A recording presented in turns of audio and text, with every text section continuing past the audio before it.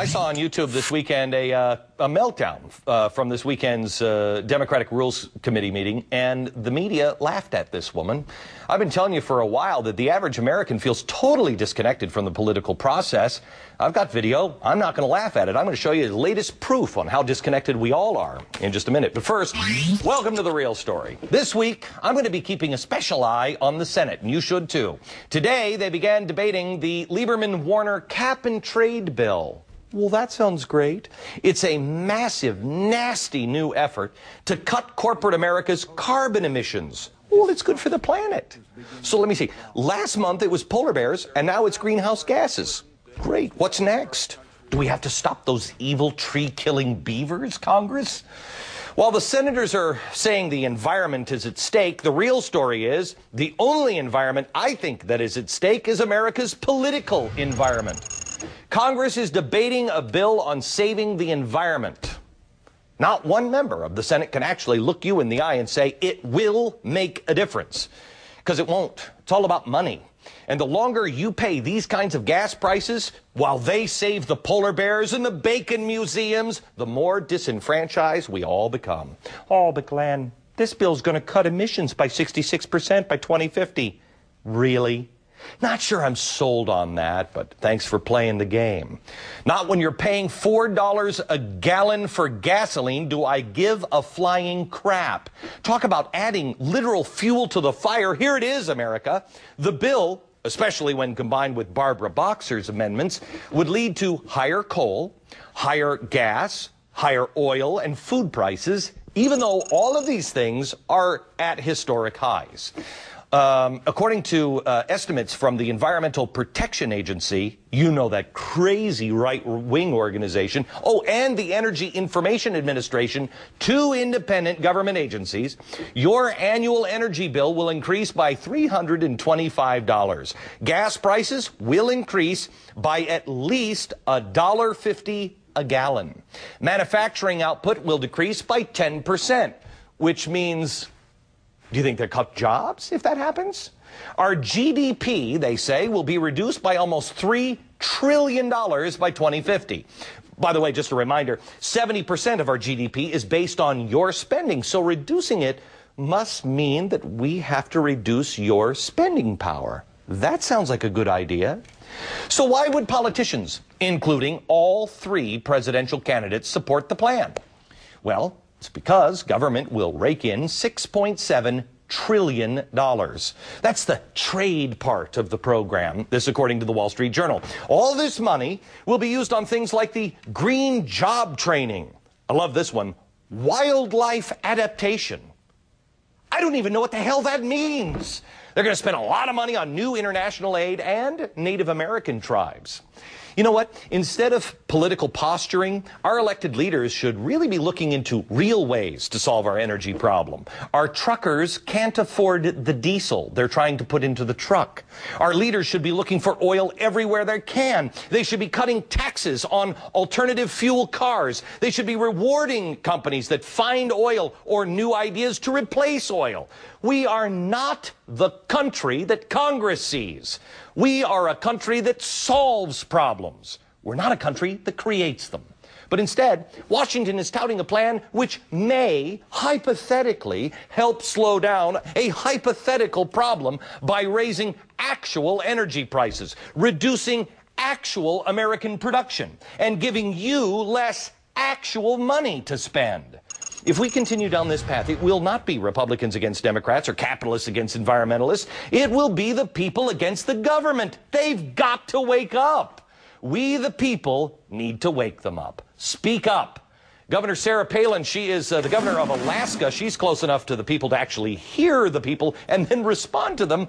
She is suing the federal government over the threatened species status of polar bears because it inhibits the state's ability to search for oil. The governor joins me now. First of all, I have to ask you, how is Trig, your newborn? Oh, Trig is doing wonderfully. Thank you so much for asking. He's an awesome bundle of joy. Thank you, Glenn. I have to tell you, Governor, I was so impressed with the way your child was born with Down syndrome, and I was just so impressed with the way you and your husband dealt with that and the message you sent. So thank you for that as a father of a child with special needs. Tell me about the polar bear lawsuit. Well, we are suing the federal government, recognizing that the Endangered Species Act is not a place to kind of mess around with in terms of listing as threatened a species that right now is very, very healthy. In fact, the number of polar bear has risen dramatically in the last 30 years. Our fear being that extreme environmentalists will use this tool, the ESA, to eventually just curtail or halt North Slope production of very rich resources that America needs. You know, we need that oil, we need that gas. I'm glad you're fired up about it, Glenn, and I appreciated your monologue there. I'm so sick of it, Governor. And you know what? Is it true that Anwar, where they want to drill, it is 700 miles away from the closest tree? Is that true? Well, what's true about Anwar is that it's about a 2,000-acre plot also, a lot of land that is, the footprint is smaller than LAX, for instance, that plot of land that needs to be explored. And Anwar it's ripe for exploration. There are so many other parts of Alaska's plain also that, again, very, very rich in reserves. And if we want to become more energy independent, it makes sense, obviously, to be looking domestically. Safe, clean, domestic supplies of energy that Alaska has, and that we're ready and willing and able to contribute to the rest of the U.S. It infuriates us also that the lockup of Anwar, but other areas also, is leading to that lack of independence and lack of energy security that we need in America. You know, they are suing now in the state of Massachusetts because what they want to do is they want to build windmills off the coast of Nantucket. And the federal government won't let them do it, and they're suing because they say the state has a right to build these windmills if they want to do it. If they win, can you use that legislation to say, you know what, I don't care what you say, Washington, we're drilling, it's our oil?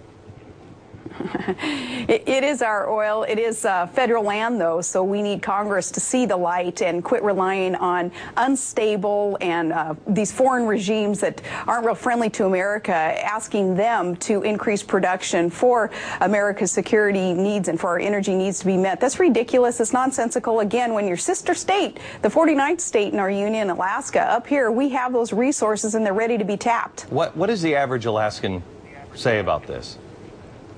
The average Alaskan says, again, we recognize these reserves being ready to be tapped, and we are ready to contribute more to the U.S. There's really hungry markets here in Alaska, too, though. We're paying outrageous prices for our oil and our heating fuel. Aren't you paying the most in the country? I mean, you're paying over $4 a gallon in Alaska. Yeah, isn't that ridiculous? We are. And Alaskans collectively, we own these resources underground. We want them to be tapped. And again, we're ready to contribute more to the U.S. in terms of resources that can lead to a safer nation. And I say this, you know, while our nation is at war, while we're fighting in some sense over energy supplies, it's ridiculous. We do have the resources here. Have you considered, or have you been talked to, or anybody said anything about you running with John McCain? There's a lot of rumor and speculation about, not just me, though, a lot of governors who may be tapped, at least for consideration. The rumor's out there. Yep. Well, would you go to, well, I hate to ask you this, would you go to that den of vipers in Washington if you were asked? You know, if I had to make such a decision today, it would be no. There's a lot that Alaska could be, should be doing to contribute more to the U.S., and I think that I can help do that as governor of the state, staying here. You know, I have to, I don't mean to be rude, because, I mean, look, I grew up in Washington State. Alaska is spectacular in its beauty. My father worked up in Alaska for a while they were building the pipeline and everything else. But I have to tell you something. We brought Alaska into the Union, if I'm not mistaken, with an eye to the future of its reserves. Why would we not tap the Alaskan reserves right now? That is exactly why we became a state. 50 years ago, we struck deals with the federal government saying that we wanted to be let into the union and we'd be as self-sufficient as possible. We'd do that by developing our God-given resources up there, and we would contribute to the federal government. And now, though, we're not allowed to do that. So the federal government and again, the extreme environmentalists are not allowing us to uphold our end of the bargain when we became a state. We are so rich with millions and millions and millions of barrels of oil still sitting underground, trillions and trillions of cubic feet of natural gas, clean, stable supply that's not allowed to be tapped. Governor, thanks a lot. That's the real story tonight. And just a reminder, we are 5 days away from starting my summer tour called Beck 08 Unelectable. It's a common